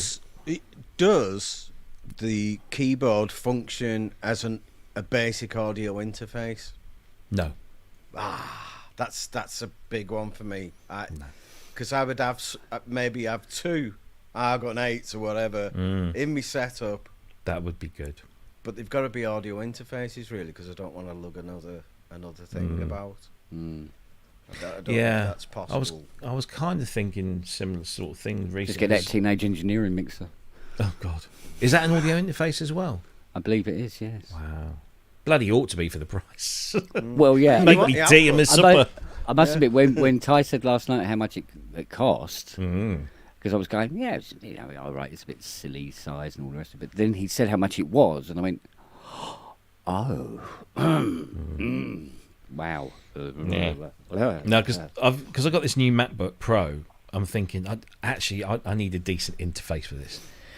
Because I've been testing, like stress testing it and seeing what the M1 can actually handle, which is a bloody lot. It's incredibly good, and I was running lots of big sort of orchestral sample library things through, and even with its own interface, if you just knock the latency down a little bit, or increase the latency, should I say, it handles it perfectly well. But I thought, no, I need a decent interface, and I'm thinking, well, do I want another little box? And what I actually did, I paired it up with my Behringer UMA 25S, that little 25-note keyboard that they did, which has got a built-in audio interface. Yeah. And it worked really well. I mean, it's only like a standard 44.1. Well, actually, no, it does 48 as well. But yeah, it's nice. But Dr. Synth says Montage has got a really great interface built in. Yeah, it's also a bit expensive though, isn't it? Just a lovely thing and all that, but and a bit heavy. I don't think I'd be gigging with a Montage. Yeah. I don't think so. But anyway, yeah, Modal been very busy. Filton Eurorack filter, and of course now the update to the ARGON8, which is 3 years old. Wow, I didn't. Yeah, because they mentioned it in the thing. It's like it's 3 year old now. I first saw that when it just launched, and it was at Synthfest, the last Synthfest in Sheffield, 2019. Wow. And yeah, they were demonstrating it there. It was like one of the only ones they kind of got going around then. So yeah. It seems like a lot of work's gone into this update, so that's really interesting after 3 years that they're still putting that amount of effort into something. It bodes well for Modal products, I think. Yeah. There's going to be great support going along with it. Yeah, the longevity is certainly increased. Yeah. Well done, Modal. Hats off. Let's see. Oh, yes. Native Instruments have just announced Komplete 14. And this is complete with a difference. Sorry, Kent, I know your bank balance is going to take a hit now, isn't it? So Komplete is their big collection of stuff. You can have Complete Select for 179 quid. You can have the Standard for 539, Ultimate for 1,079, and for the Collector's Edition, 1,619. But what you get, let's see what you get for your money. So Contact 7, although you don't get Contact 7 until October. So this is Complete 14's out now, but you're going to have to wait a month to get Contact 7. But it looks rather nice. They've had the designers in. The decorators have come in and like a done box of sweeties. Yeah, it looks kind of a nice little job there. So Contact 7, we'll be talking about that when it comes out. I'll be interested to see how much my upgrade is. Ozone 10 Standard, because of course iZotope and Native Instruments all sit under this kind of corporate umbrella. So there's Ozone 10 Standard, and of course also into that group came Plugin Alliance. So you get a whole bunch of Plugin Alliance tools, which these are the ones I think that you get for cheap anyway, or free, I think, depending on what you buy from Plugin Alliance. So you get their the Nifonium, which is actually an incredibly fun plugin. You get their SEM thing as well. You get one of their channel strips and a couple of other bits. That's all thrown in. Of course, you still get all the other stuff that you would expect to see in the Komplete collection. I did a little bit of reading on this before. Oh, yeah. Sorry to interrupt, but No. One thing that's really bugging me is, am I right in thinking that Contact is the only thing that's been updated in this? And if you bought it now, you're not even going to get that. So basically, you're getting Komplete 13. It looks like they've basically updated Contact, added some extra bits to the bundle. Yeah, and they've dropped Absinthe, haven't they? And of course, there's the news that Absinthe, after 22 years, has now gone. Strange. I hope they don't drop battery. It's like, because you use it a lot for drums, don't you? I use it all the time. Yeah. But there you go. That's the Komplete collection. I think some of those come with drives, don't they? With everything stored on, you just plug it in and install from there. But yeah, it's available now with all of these extra goodies in there. I've never really. You all know how I feel about Native Instruments, and I've never really gone for them. And I think that there are other packages out there that do a more complete with a C, a more complete with a C offering. Of synthesizers, whereas this seems to be lots of sample-based stuff as well. But I don't know. Kent, is this going to be on your shopping list? You were moaning and groaning. I take it that's because you will probably. I probably will, and the really, really sad thing about this is I probably will, because I've always felt that Native Instruments Komplete or Komplete Ultimate 13 is unlucky. I'll be glad that it's 14. But no, there's this thing about Ty would be able to explain it better than me. But there is this thing about there's a lot of bread and butter composing tools in Komplete. Yeah, and it's simply a case of there's 14 now, therefore I must have it. And it's not like, what is in it? Oh, no, don't care. Just bring it over here, and I will use 14 now. And so I know, at some point I'll be downloading over 3 weeks, the upgrade. Yeah. I mean, because I've already got the big one anyway. Because Ty forced me to, honest Gov. You got a big one because Ty forced you. That yeah. Don't Hopefully people caught the whole of that conversation in context. Really don't go there, and so going to this one, won't be massively expensive, but it won't exactly be massively cheap either. So, but it's a mainstay. I every time I go to write something, I'll have Contact open, really, and I'll have something running in it at some level. So it's a bread and butter tool in my door, as it were. Yes. Yes, absolutely. Ben, are you a Komplete owner, user? I have got Komplete, but it's not like the newest one. It's like an old one. Okay. An oldish one. I've got Battery. That's like the latest one, but I don't think they're updating anything anymore. It seems like, what have they been doing since the last one? If they're not updating any of the software apart from Contact, and you don't get that for a month. Yeah. I mean, why? What have they been doing? They've just been sat around drinking coffee or something. Well, there might be version updates within the instruments themselves. Yeah. But the big one here is Contact, and you don't get that for a month. So really, they should have delayed Komplete 14 for a month. Yeah, I don't get that. I mean, I know we're sort of approaching the time when we might have, people thinking about their wish lists for Christmas and stuff. But surely, if you waited until the beginning of October, that's not going to do a massive. Yeah, it's very strange. X101 says in the chat something that I do find myself concurring with. They have turned into a sound pack company rather than innovative, instrument designs and new stuff. They just seem to be churning out more and more packs. Well, a lot of it always seemed to be coming from outside third-party companies. Anyway, so makes you wonder. But there you go. Yeah. Komplete 14 out now, but it won't be complete until next month when Contact 7 comes out. Incomplete 14. It's slightly complete 14, yes. But yeah, it's available Kit now. version 14. We will have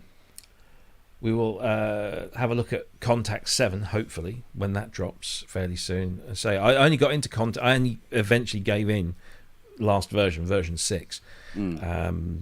So I'd be interested to see what the upgrade price is. I've got a funny feeling it's going to be me going.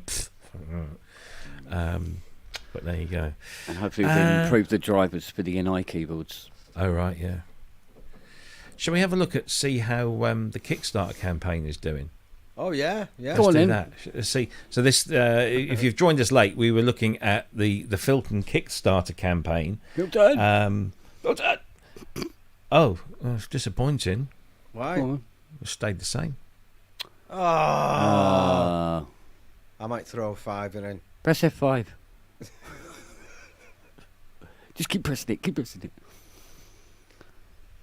Oh, they've drawn it out. Oh. No, there you go.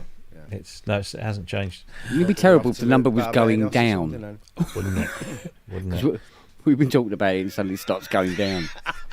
The cursor appears there. Minus and red figures. Yeah. People angrily shouting in the background. or Philip's taking the money and run. Stop talking about it, you bastards. Yeah. We mentioned in Contact 14, Complete 14, or slightly Complete 14. Incomplete 14, yeah. They got Ozone 10 standard included in there, but of course the guys at iZotope are still kicking out their stuff. And this week RX10 eventually dropped. They've been talking about it for a little while now. It is here. I use RX10 mainly for this stuff. Just the audio repairing is just incredible.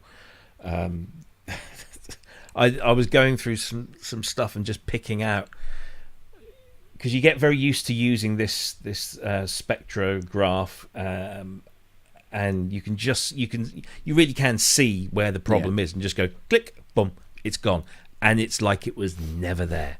It's incredible. And even the wizards, when you just let it do its thing, get you so close to where you want to be a lot of the time. It's just amazing. So it really is a very, very useful tool. But there's all sorts of new additions like text navigation, so navigate through words, and multiple speaker detection, repair assistant plugins, upgraded spectral recovery, dehum dynamic adaptive mode, and loads of other great stuff. It's available in like 3 different flavors. I think you've got there's a basic one, there's the standard, and then there's the pro. It's not the cheapest of things, I will admit. So advanced it's quite a chunky. It's normally 12 grand, but they've got it on sale at 800. But the standard versions is not too bad. Where is that? I can't see it on here. Oh, here you go. Change the editions. So Did you say standard normally on is sale for 12 grand? I think he means 1,200. 1,200. Sorry, gonna yeah, say, 12 grand. I was going to go, no, that's a bargain, Robbie. What the hell are you talking exactly. about? I'd have Let's stop what we're doing right now and Yeah. I'll go out and buy this. Yeah, it's only quite. gone down to 800. Sorry. So 1,200, not 12 grand. Oh, right, okay. Down to 2,799. Standard is normally 399. It's 299 on sale. And then there is the Elements version. That's the name I was looking for, which you can pick up for a bargain, 99 of your US dollars. But Very good. if you've got RX9 standard, the upgrade is 99 to 10. That's something I will probably invest in, because I'd say doing the podcasts and everything, it's a very, very useful tool when somebody hasn't got the greatest microphone or microphone technique in the world, including yours truly. It can really repair things that, and this is where it really holds its own. If you cannot go back and redo that thing that is buggered up, Yeah. then RX is really your saviour. Yeah. Last stop shop. Yeah. Well, it's actually the first thing I go to. I just run stuff through that just to pull out those the plosives or the clicking stuff. It's So it's a brilliant tool. It's witchcraft is what it is. Aye. But it's there. It's RX10 is out now. You can go and upgrade and get that. Do you guys, have you ever used it in a musical sense at all? I mean, I use it for voice, but I've never used this, the RX at all. I've used Spectral Layers by Steinberg, Oh, yeah. which is very similar, but obviously RX10, as it is now, is obviously the leader in the field. Where I think they're trailing a little bit in that department, but it does a lot of the things that I need it to do. It does clean up messy audio, and you can just really edit it on them spectrograph things, to get you can see things and just it seems a lot more intuitive than just the standard waveform. There's stuff there that you can get to that you can't normally get to. I'd love to try that, but I can't afford 12 grand. Yeah, it's pricey. They do credit for interest repayments. Yeah, I'd love to try it. Yeah, if there's a demo and that, I might try it, because it's supposed to be the hound's rounds, as they say. It is the mutt's nuts, the dog's leathery bits. It is basically the Photoshop for audio. It's the standard, really. Must be a godsend in the porn video industry. So what's that? It must be a godsend in the porn video industry. Oh, absolutely, yeah. Moving swiftly on. Before we go down that rabbit hole. Oh, sorry, wrong show. Yeah, wrong show. Yeah, this is Friday, not Thursday. Oh, sorry. What should we talk about now? Oh yeah, well let's talk about one of my favourite things, FM synthesis. There's this kind of trend now for taking the DEXED or DXED or whatever you want to call it, the free FM open source DX7 emulation, and sticking it into boxes and making it a usable thing as a hands-on instrument. And this is the latest one, MicroDEXED Touch. So basically, you get a Teensy 4.1 board, a PCM audio board, a 320 by 240 display, touchscreen display, and a serial flash chip, and then download all the software, and you can build this little thing yourself. And it's essentially DEXED in this little touchscreen box, which it looks, it's very nice. Let's just zoom in there. So clearly a 3D printed case. I'm wondering if you also get the 3D, what are they called? STL files? Yeah, something like that. Yeah, you probably get that in there as well. But yeah, you've got this. It's just kind of really, making it even more portable and more usable through a little screen on there, a little touch screen. But yeah, I just thought that was an interesting. Looks really sci-fi with that font. Yeah, it does, doesn't it? Yeah. But I mean, I don't know what the cost of this. What the bill of materials is on this. And then by the time you've done that, is it cheaper to maybe just go out and buy something like an Op6? I don't know. Yeah, I think that screen's a bit small, isn't it, for touch operation? It looks it anyway. It's probably bigger than my phone, but it just looks small there. and also FM synthesis doesn't lend itself to small screens, as we well know. Bigger the better. But I mean, it's I like this kind of ingenuity and homebrew sort of stuff. So yeah, you just need to buy those bits and then download the code here, and away you go. Apparently. And there's also a YouTube playlist with the development story on there as well. So yeah, there's some screenshots for you. It does look. I mean, it looks cool enough. It's got a sequencer in there, and just adding capability, of course. I'm interested in that sequencer. That was great. Yeah, look at that. So yeah, no, interesting little thing. Available one from just as a hobby. Yeah, absolutely. Codeberg.org. Again, we'll put the links into. Can it be battery powered? Sorry, I think it's USB powered. Well, you could use some sort I suppose. Well, if you're that way inclined, I'm sure the people that are building these things I was just will know thinking how to. music on the move. It looks Yeah. like something that you could just sit there on the train or something and blast out a track. Yeah. Well, I like what you did there. Yeah, I know. Actually. I did that on purpose. You did. Yeah, very clever. Yeah. Because Very simple. yeah, because what's been happening over the last week or so is Uendo, who is the guy behind Sonicware, the company, has been releasing some videos of the SmplTrek, which is their new instrument that is scheduled. It's been delayed a bit, so it's going to be sort of October, November time before it comes out. It was going to be this month. But he's been sharing some videos on YouTube and on the various Facebook pages of this thing in action. And every time I see one of these videos, I'm just thinking, I need this thing right now, because it just looks so intuitive and so simple to get something really, really good going. And as Ben implied, having something you can just take out on the move and mess around with is something that we've all, kind of I'm sure we've all hankered over it, and we've all tried different methods, whether it's our mobile phones or our iPads or our laptops, but to have a really sort of dedicated piece of hardware with the spec that this has got, it's quite an inspiring thing.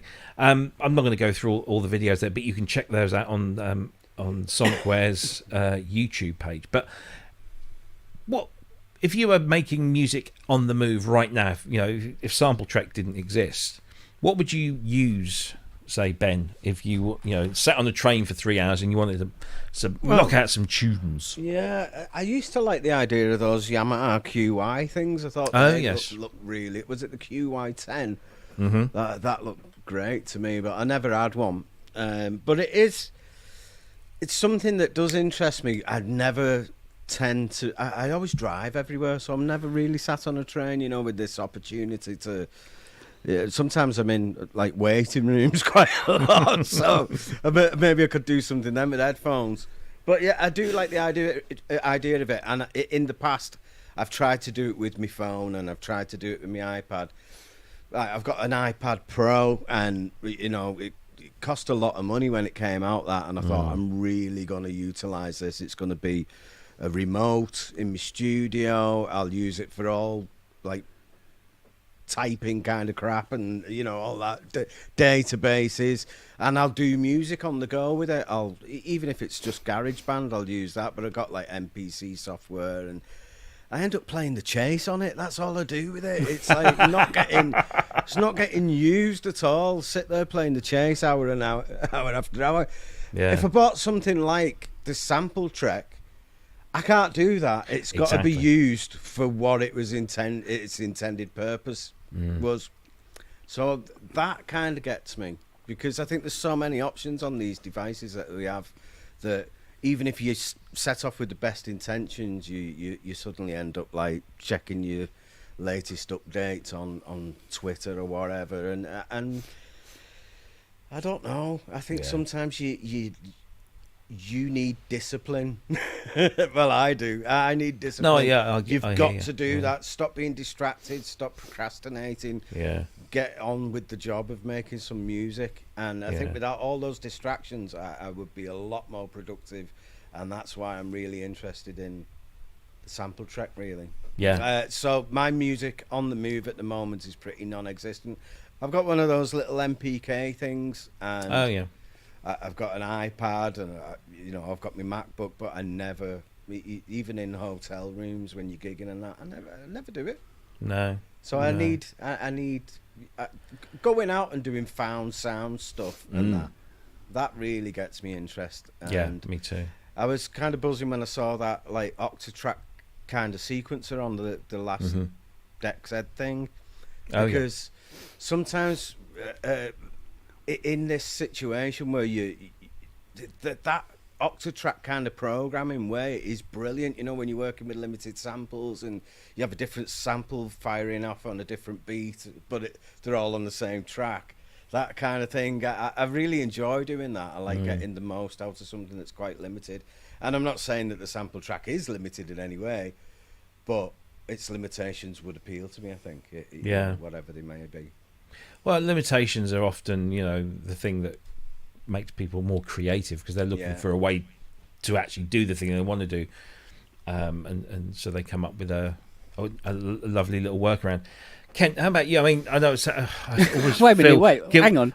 You're asking a 3-decade I know. agoraphobic... I know what you're going to say. Yeah. I know what you're going to say. Well, yeah. All right, so instead of making if I was music on a the train... move... No, if I was on a train, it would be sort of like, get me off this bloody train! Leap out the window. All right, so if you're on the sofa... I'm on the sofa... Now, I have actually physically done this, and I'm sorry... Apple users, you can't do this with an Apple, although you require an Apple, weirdly enough.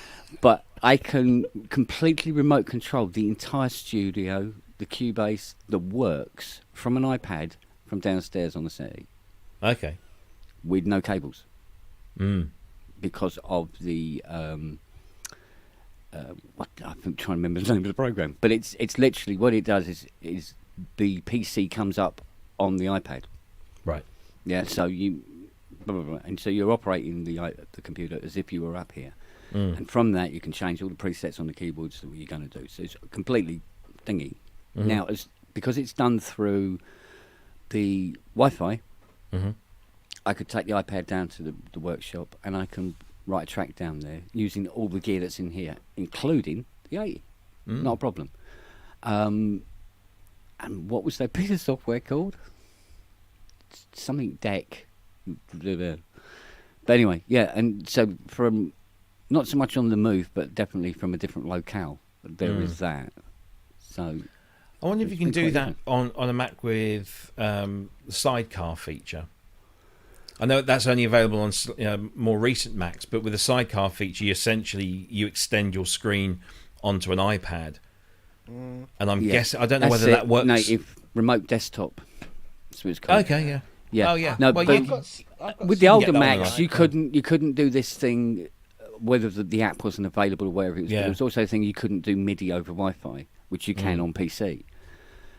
So even if I've got like the Complete Control 61, for instance, and I can literally use that Control 61 into the iPad and then play any keyboard up here that I want from there, but no cables, and it's actually That's quite good, it's sort of like really sort of like takes the collar off and lets you run,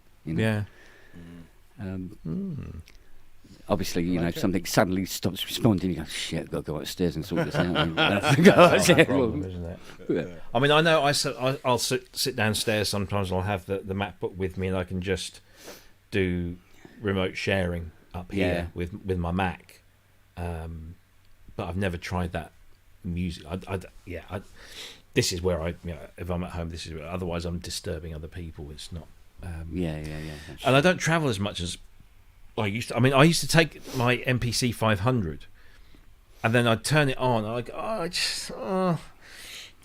don't like this. I don't like the way it works. But I know I've got a nice little powerful thing here, but it's just no.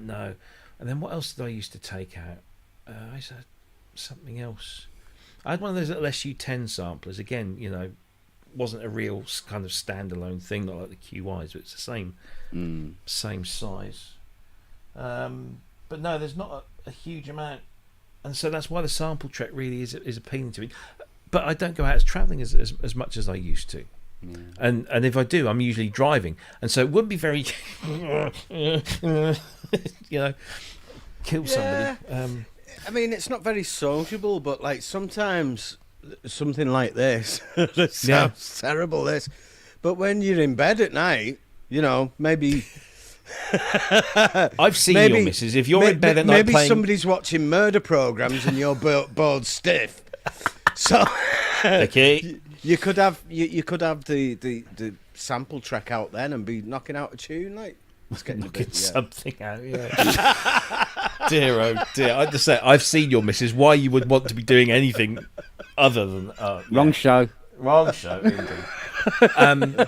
But anyway, I think SmplTrek is going to be a really big hit. I think. Yeah, I'd like one. Yeah, and what was I watching the other day? There was somebody. No, actually, no, it wasn't. It was yesterday. Ty, when he was talking about his little micro teenage engineering mixer thing. He's probably already lost it. Yeah. No, I'm not going to go there. No. So he was saying, it's got all these effects and all this. I'm thinking, well, SmplTrek's. I mean, I don't know what the effects are, how they compare, but it's got a shit ton of stuff on there, and it's a little bigger. And yes, you can't fit it in your pocket per se, but I can make an entire track, and I'm not limited to just a good drum machine and a very basic synth, and all of the fancy mixer stuff. The SmplTrek, and it costs a quarter of the price. So yeah, it's very, very appealing. I really am looking for. I can't wait to get hold of one and do something on here and show what it's like. It's just, I'm hoping I'm not going to. I do imagine that teenage engineering one is actually probably of extreme high quality. Oh yeah, I mean the audio quality on it and everything. Yeah, and the effects are actually quite astounding, because otherwise they get lynched every time they try to go home in the car park. Or would they? Would they? Because it's one of those things, isn't it? It's like, you spent all that money. You don't necessarily want to admit that you've just wasted, 1,200 quid on something. That's true. Yeah. I'm not saying for a second that I've played with it. It's a lovely, lovely thing. I mean, honestly, when it's, please don't do the obvious here, but when you've got it in your hand and you're looking at it, and it's just really impressive what they've done, and it feels nice. And it sounds nice. It's a bit small, though, isn't it? It's a bit flipping small. Yeah. And when it was when the 13-year-old demonstrated, they weren't 13, they were obviously older, but they looked very young. And I said, look, I've got stubby fat fingers, and I can just see myself diving into this and going to turn something very quickly and knocking something else. And he said, well, you just use the tip of your finger. Really? That's how you're telling you're not. Yeah. So. Sorry. Yeah, I know, and there's so many innuendos. God, it's like innuendo. So SmplTrek, go and check out the video, Sonicware YouTube channel, or if you're a member of the Sonicware group on Facebook, is putting up a whole bunch of these videos almost on a sort of bi-daily basis. The software's not quite there. That's the thing that's really holding them back. They've had the hardware production test things go through, and they're very happy with all that. So it will be here soon. So fingers crossed, it'll be as good as they say it will be. One other piece of news that came out just yesterday. No, not that. Was the fact that Moog Music have now updated the Minimoog Model D iOS app to be a universal app that will also work on your Mac as an audio unit or VST3. And if you own the iOS version, it's free. You just go into the Apple Mac store, and although it does, when you go into the store and you get it up on the page, it says $21.99 if you're in the UK, $24.99 in the US. And then you click the button and it turns green. It says buy. And you think, oh, no, but I've already owned this. But if you then press buy, it then goes off and it says, do you enter in your password or whatever it is, and then buy again. And then it tells you, actually, this is a free update because it's already on your account. So don't be put off if you own the iOS version of this. As long as you're using the same Apple account on your Mac, then you won't be charged for it. But yeah, just do it, because I did it very tentatively. I kept going backwards and forwards, and then I did it. And then Ian Cole, who's in the chat, did it last night when we were on your show, and he confirmed that it does work. So do press the button if you own the iOS version and it's on your account. It will be free. Just click all the way through. It will tell you it's free. And here it is, ladies and germs, working on an actual Mac. There you go. So that's the iOS app. And it, obviously I'm going to be playing this through a MacBook speaker. So I'm not going to do that because it won't sound good, but it does sound very good. However, of course, it begs the question: how many bloody Minimoogs do we need in software? Because we've got a lot. How does this compare to like the others that's out there? It sounds really good. That's all. I haven't done an A/B comparison with it, but it does sound very, very good. As somebody just pointed out in the chat, I also want to say that you need Big Sur, so macOS 11 onwards. I thought it was only Apple Silicon stuff, but it will work on Intel as well. Right. So, and then all you need to do is go to the Moog website. So if you go to this page here, and then you'll see there's a link there that says download the VST wrapper. You open that up, and the little bloke pops up. He goes, "Yo, my VST." No. or should that be? Yeah. Anyway, so you need Big Sur and beyond, but it doesn't have to be just Apple Silicon. It can be Intel-based Macs as well. So yeah, download the wrappers, and then you can just call it up in Logic as you would any other host. Great. As it would, yeah. And it's free again if you've got the iOS version, which I think I didn't pay that much for. I think they didn't offer them. I've got it for free. No, I think but it's there. About a tenner. Yeah. Yeah, but you can also do that with Animoog Z and Model 15 as well. Oh, right. So you can do all of those with the wrappers, and you just go to each of their pages and download the wrappers, and you can then use those as plugins on macOS 11. There's no indication of Windows version, which Windows users are making quite known. I didn't know about the Animoog thing, because I really like that, but I couldn't really figure out a way of incorporating it into me stuff. It was designed for the Mac, for the iPad paradigm, wasn't it? Because you move your finger around, but actually when you call it up on here, and if you're using the trackpad, or the Force track, whatever they want to bloody call it these days. It does work very much like that, and it's quite useful and an interesting thing. So it's there it is. That's great. Yeah. So it's good fun.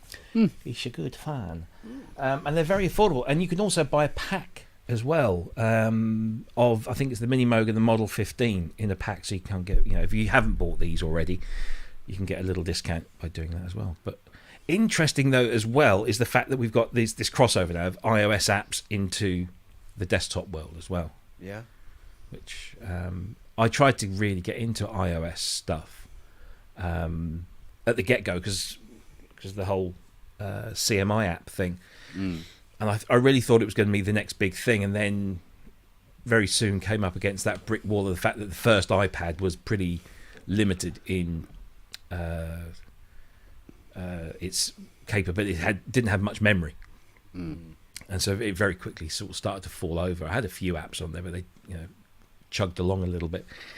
But certainly on the newer ones, like your iPad Pro, they would just fly. So, but it's nice to see them.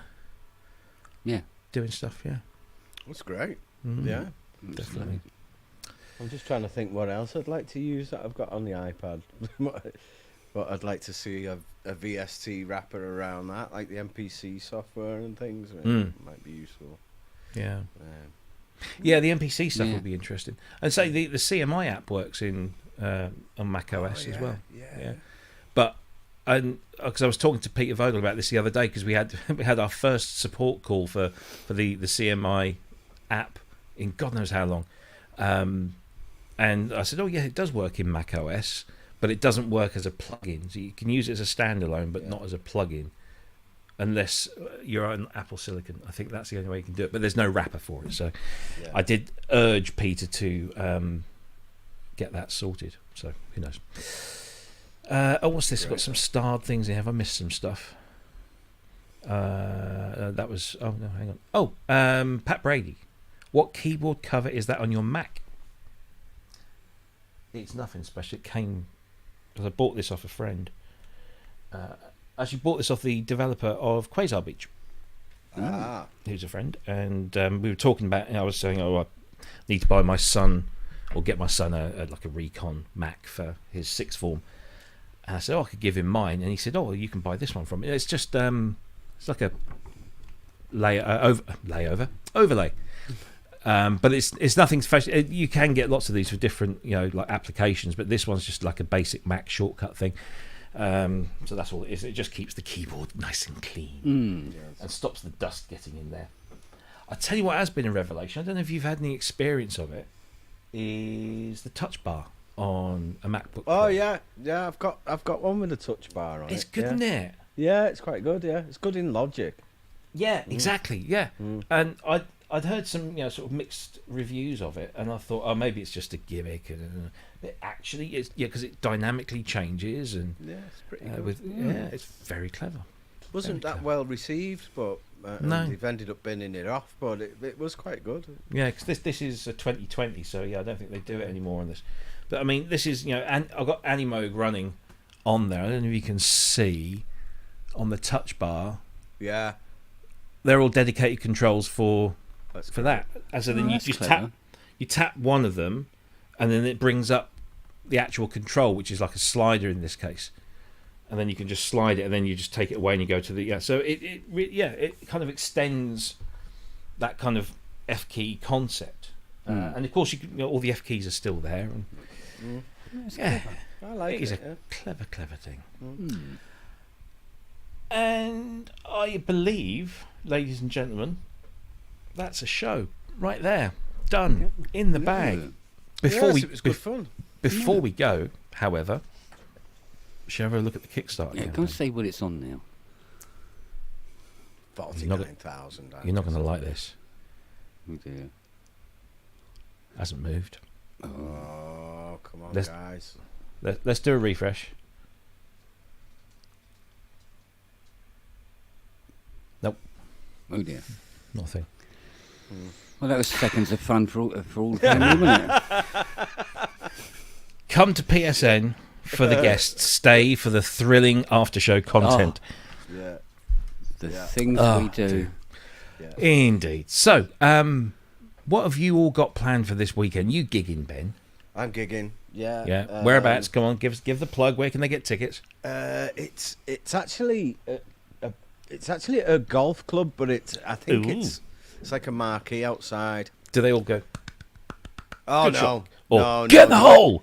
They let the rabble in when we're on, Right. so it'd be full of ruffians and people. Well, it is up north, so no, we'll be the roughest there. I should imagine. We usually are. Police turn up and arrest the band. So. You want to start something, please? Do you want to start something? Please, we're bored. Yeah. So there you go. Gigging at golf club.